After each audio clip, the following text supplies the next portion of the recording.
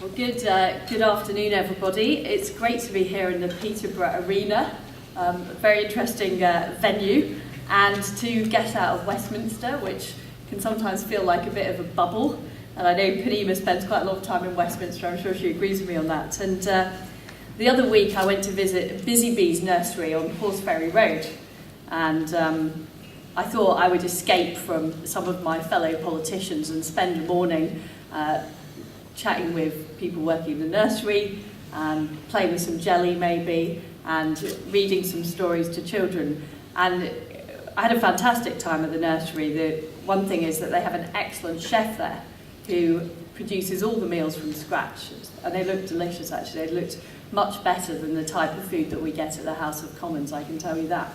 But anyway, so I was trying to escape politics, but what I saw is the minute I walked in the door, I think it was about the first person I saw was a politician from another political party dropping his son off at the nursery.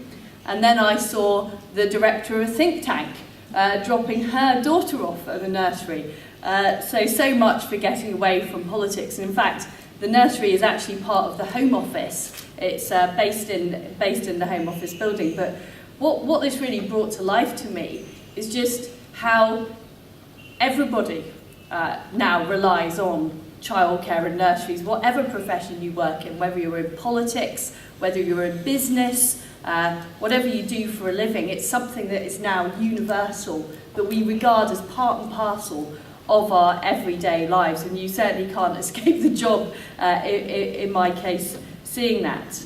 And this is a trend across the world. So in every leading country now, dual income families are the norm.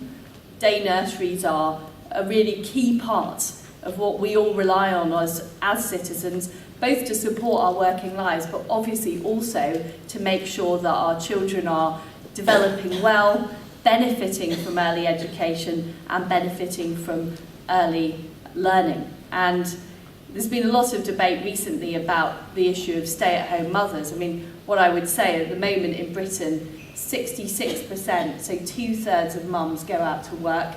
For a lot of families, it's an absolute necessity. We know that we're living in difficult economic times, and parents rely on what you do. So I completely agree with Penema.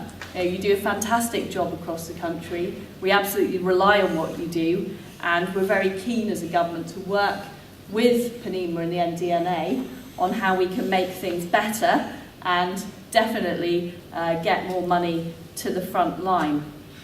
Now, I did mention mothers being employed, but I think it's important to recognise the increased role that fathers have in bringing up children and taking responsibility for doing things like organising childcare. And my colleague Matthew Hancock, who's the Skills Minister, has in fact just gone on paternity leave, and I like to see him as a pilot of our new shared parental leave policy. He's taking a few months off. He got a bit of flack for that, which I think is wrong, because I think it's so important that we support what modern families want to do, and we support the choices that they make, whether that's staying at home, whether that's having good quality childcare, whether that's sharing leave between mums and dads. We need to give people those choices and those flexibilities and those options, because we know modern life is very fast, it can be tough, and it's really important that people have that support.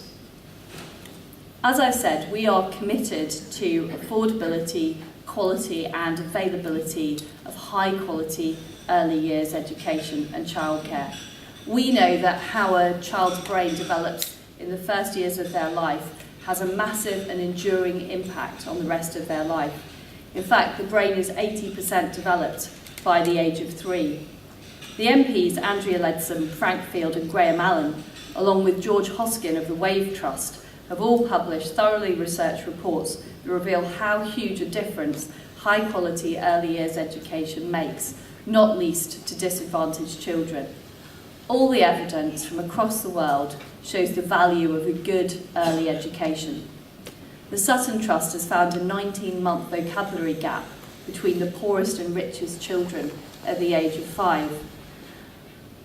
We know when we look at our performance later on in the education system that we're not yet up to the levels of countries like Hong Kong and Singapore.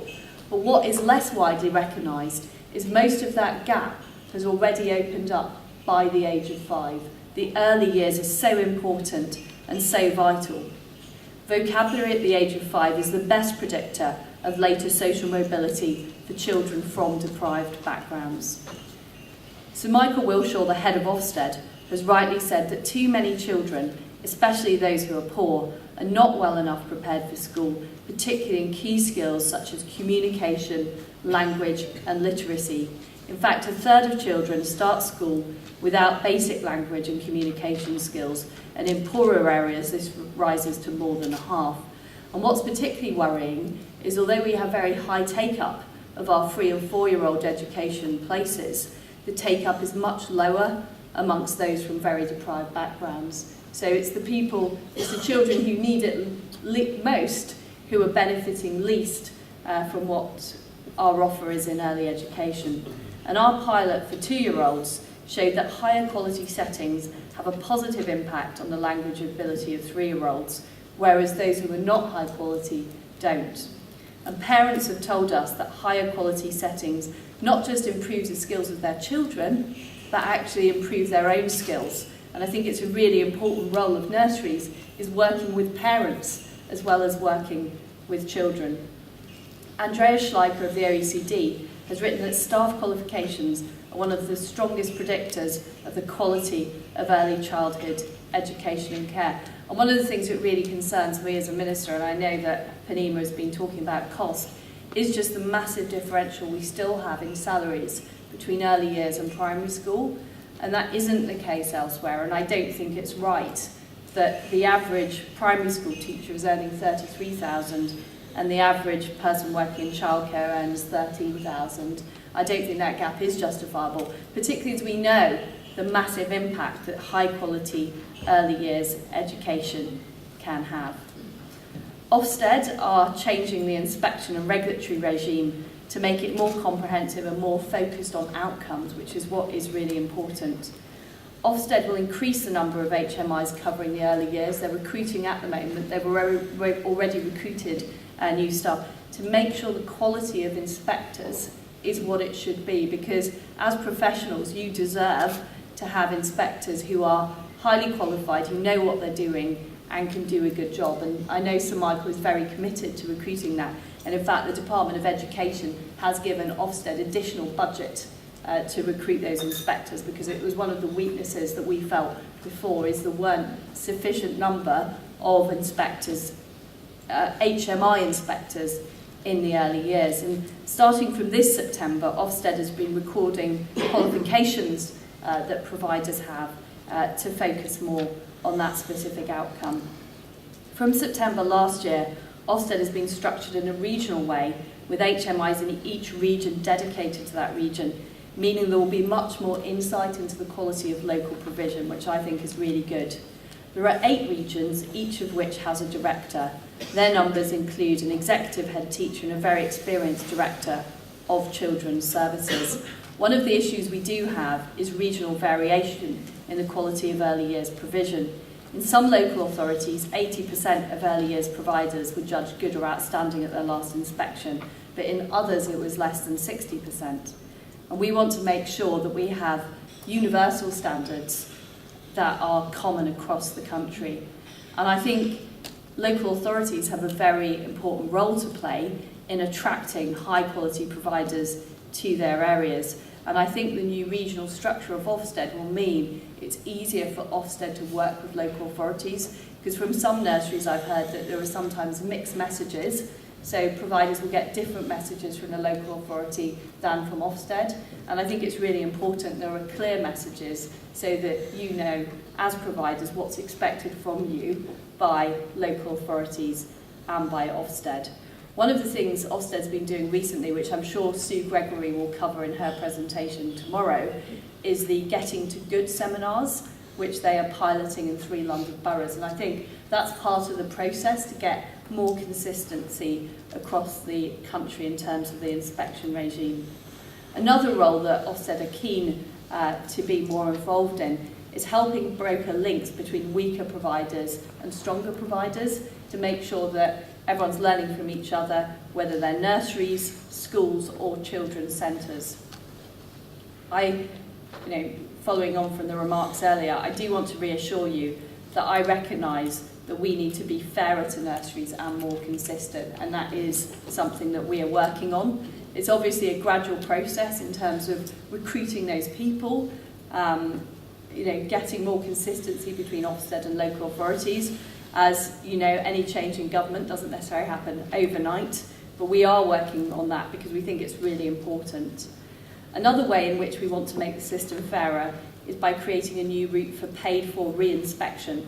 As Panima mentioned, obviously the Ofsted judgment is really important for a nursery and can have a strong impact on the sustainability of your business. So if a nursery that received a satisfactory rating has taken steps to reach good or outstanding, this must be recognised and promptly updated, so you don't have to wait so long for the next inspection. I'm sure Sue will have more to say about this when she speaks to you. By having Ofsted focus on inspection and regulation, local authorities will be able to concentrate on encouraging high quality provision in their areas. And where providers still value the training and support they receive from local authorities, then local authorities will have an important role to play with those providers. They also need to ensure that children are taking up places to which they're entitled, especially those from more disadvantaged backgrounds. And that's one of the concerns we've got, is the fact that those from disadvantaged backgrounds are less likely to take up places. Local authorities and their local agencies, whether it's the Family Information Services or Sure Start Children's Centres, have a vital role to play in ensuring that all eligible parents understand what their child is entitled to and get the support they need to access their child's place. Children's centres primarily support families' emotional resilience by providing services for child development, parenting and raising family aspirations. And we've listened to you who say that there does need to be more consistency between local authorities and Ofsted and these different organisations working together. One thing we are doing in terms of funding, and we've had some comments about the efficiency of funding and how much is going to the front line, is introducing a tax-free childcare scheme, which will be an online scheme. And one of the issues at the moment with the childcare vouchers is an awful lot of the cost of those vouchers is taken up in administration. 33% of the cost of the government providing the vouchers doesn't reach the front line, which is very, very inefficient. So we're only getting 2/3 of the money that we're putting in as government reaching the front line. The new tax-free childcare scheme will be much more efficient. The administration cost will be more like 2 or 3% rather than 1/3 of the cost. It will be an easy system for parents to access online, and far more parents will benefit than do at the moment. At the moment, only 5% of employers actually offer the employer vouchers, so that means that only 1/5 of employees can actually get them. It's also difficult because it's based on the household rather than based on the child. So at the moment, if you're in a household where 2 parents are eligible to the vouchers with 1 child, you'll get paid twice. But if you're in a household where only 1 parent is eligible for the vouchers and you have 2 children, you'll only get paid once. We don't think that's fair. We think it should be on the basis per child, which it makes it more similar to the early years funding. And it will be a universal offer. Those parents on low incomes will continue to get 70% of their childcare costs paid through universal credit. So we will have a system where if you're on a middle or higher income, you'll get 20% of your costs. If you're on a lower income, you'll get 70% of your costs paid. One of the issues obviously is setting up the IT system, which is always an interesting prospect when it comes to government IT. So that's why we will only be able to introduce the scheme in 2015, because we want to get it right.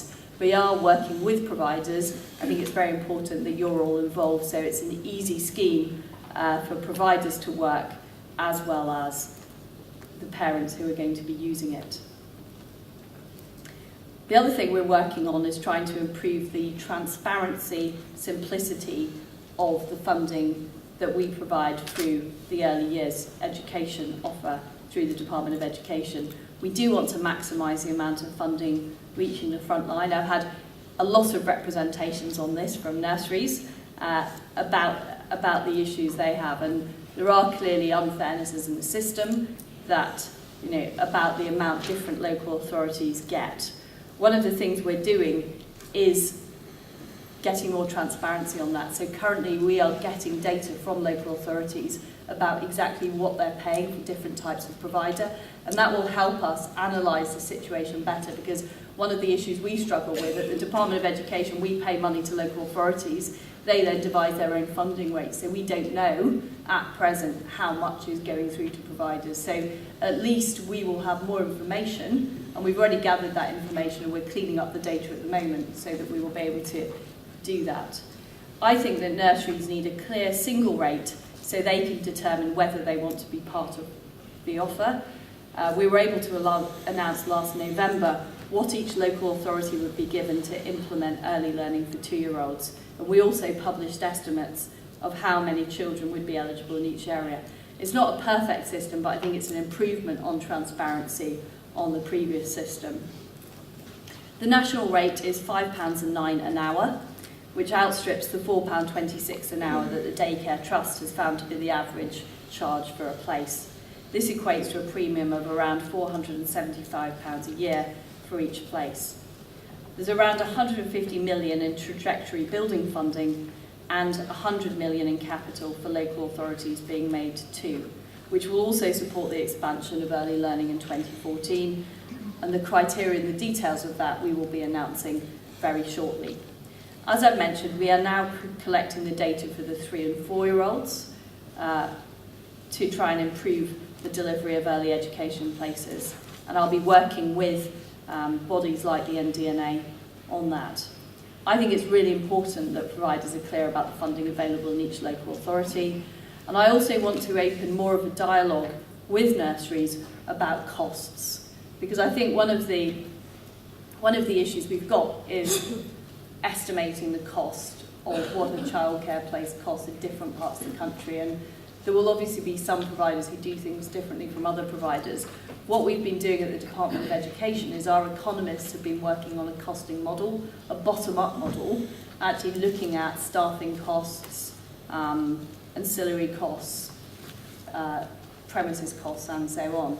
And I'd be very interested, Panima, in facilitating a discussion with you and your organisation, so nurseries can actually go into the Department of Education, meet with economists and talk about the cost base, because I think until we've got, first of all, proper information from local authorities about what they're actually paying out, and then good information from nurseries about their cost base, that's the way we can start to get to the bottom of this matter and make sure the funding is more efficient. So I'd be very happy if you were able, in fact we've got some officials here today who I'm sure are bearing all this in mind, and I think we can work on that to try and improve the efficiency of the system.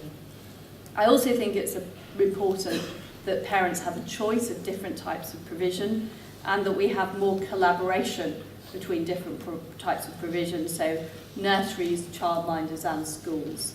Childminder numbers, and especially the number of younger childminders, have fallen significantly over the last 20 years. And we are working on a policy of childminder agencies to improve the numbers of childminders and provide a high training, high quality access route into the childminding profession. Agencies will be inspected by Ofsted, who will be a source of business and other practical help. They will be self-financing and independent of government. It won't be obligatory to join an agency, but new childminders and many existing ones may find that agencies offer a support network and a more secure way of working.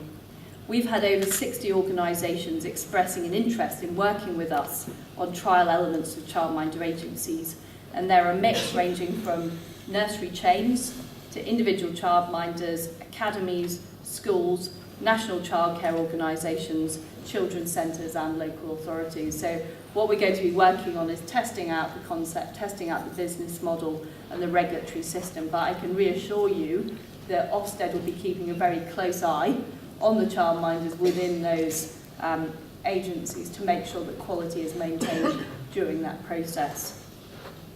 Once we've completed the trials, we will then consult on the regulation around childminder agencies. Those who remain independent will not be formally or informally compelled to join an agency. but I strongly hope that this will increase the number of childminders in our system. And also, and I know it happens in many cases that nurseries collaborate with childminders, but I think more of a seamless service to parents will be something that will be very attractive. It will also provide a one-stop shop for parents and for childminders where they want it.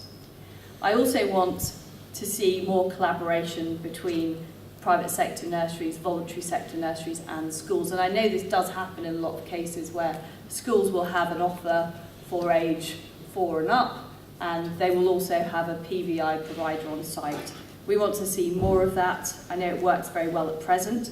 I recently visited the free school in Norwich, which offers on-site affordable childcare as part of their preschool and post-school service. And what they do is they collaborate with the local nursery. So the nursery provides staff for the after-school club and the preschool club. It's called the Squirrels Club. And it works very well, and they've adjusted their shift patterns to be able to cope with the work at the school and the work at the nursery. And I think some of these models are very interesting for busy parents who may have a younger child and an older child and would like a single site to operate on. And I see really strong scope for more collaboration between the PVI sector and schools on providing seamless provision for parents. The other thing about the Norwich Free School is it's open for 51 weeks a year, which I know will be no surprise to everybody in this room, but it's quite unusual in the schools sector, I can tell you. We're also looking more about engaging businesses and other organisations in childcare. And again, I know this happens frequently, and I quoted the case of the Home Office earlier. But other organisations have a strong interest in making sure that their parents have access to high quality childcare. Rainbow's Nursery in my constituency was actually set up by the Royal Air Force, RAF Marham, and it's a fantastic nursery. It's an outstanding nursery, and they've got the most amazing sort of outdoor play area. But it's a really good example of how nurseries can work with particular groups of parents, because quite often these children will find that their mother or father is going away for quite long deployments, and the nursery staff are specifically trained to deal with the issues for children of having their mum or dad going away for long periods to fight. So I think it's a really good example of how an employer can collaborate again with an independent nursery to create a really good setting that suits those children and those parents. I'm very pleased to hear about the NDNA's commitment to quality. I know that that's something that has been focused on by the organisation for some time. We now have more graduates than ever before in the early years, and we're continuing to invest in and raise the profile of early years as an area where it's aspirational to work. There are 12,000 early years professionals, and we will build on what they have achieved as we move to the early years teacher model. Of course, anyone who works with children needs a wide range of qualities. Not all of these can be quantified by degrees or diplomas, and I know there are lots of brilliant people working in the early years all over the country that don't necessarily have the qualifications. Yet I don't think that undermines the case for greater skills and better qualifications.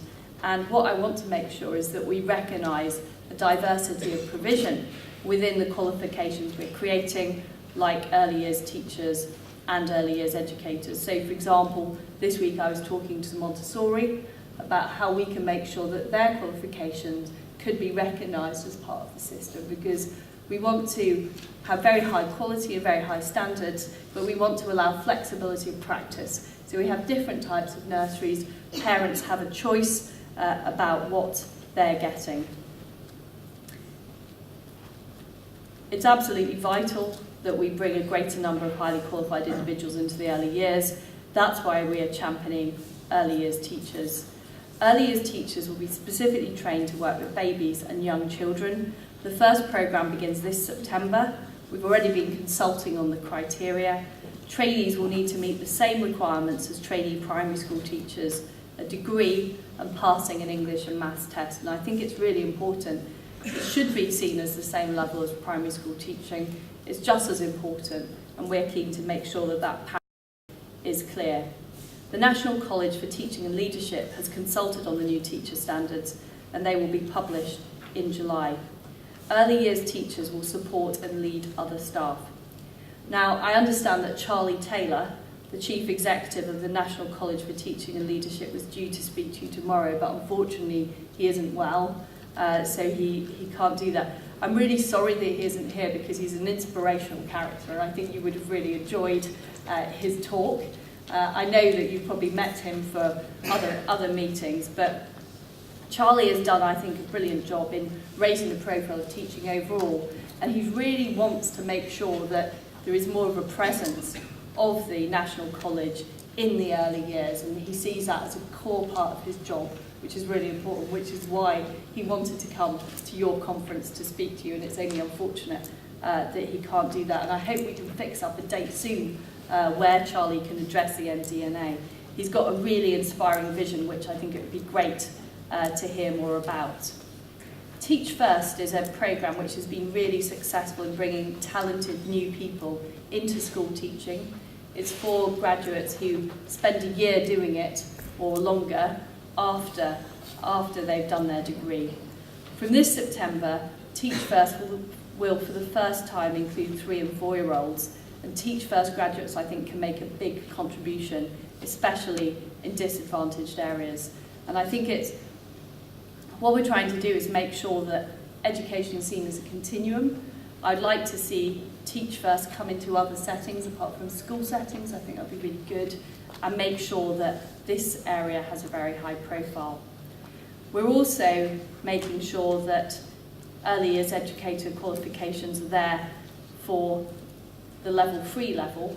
At the moment, we've got over 400 qualifications. It can be quite difficult for nurseries to understand which qualifications offer particular things which are high quality. The National College for Teaching and Leadership has consulted on the new criteria for early years educator level 3 qualifications and will publish them soon. Awarding organisations will then start developing higher quality qualifications, which will be introduced in September 2014. Just to be clear, the new criteria will not be applied retrospectively, so current practitioners will not be unfairly disadvantaged. And I also want to make that clear about early years teachers. Those who are qualified as early years professionals will be able to call themselves early years teachers. We want to have a single, what I want is for parents to be able to understand when they go to a nursery and they see an early years teacher or an early years educator, that's a known brand. They know that that is a high quality provider. Early years educators will be qualified at level 3. There'll be various routes into it, one of which is an apprenticeship, which will offer a high quality route. Lasting 20 months on average, the apprenticeship will combine employment with study towards recognised qualifications. Those students will need a grade C in English and Maths to get on the course.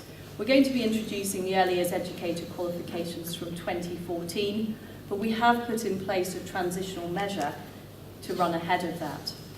We expect that early years educators will often assist early years teachers, and training courses will be expected to include a lot of practical work experience in good quality workplaces, and we'll be working with further education providers and trainers to improve standards. What we're doing this September is we're putting £2 million towards a bursary scheme for level 3 early years advanced apprenticeships. There will be up to 1,000 places, with each bursary worth £1,500, plus an additional £300 for more training to work specifically with 2-year-olds. So in order to qualify to offer this apprenticeship, a nursery has to offer the 2-year-old programme. And the bursaries will be available from September. This is a transitional measure which will lead us towards the early years educator qualification. Applicants will need to locate an apprenticeship position with a provider that works in early education for 2-year-olds. They will need a grade C or better in GCSE English and Maths. And this scheme is being run by the National College for Teaching and Leadership.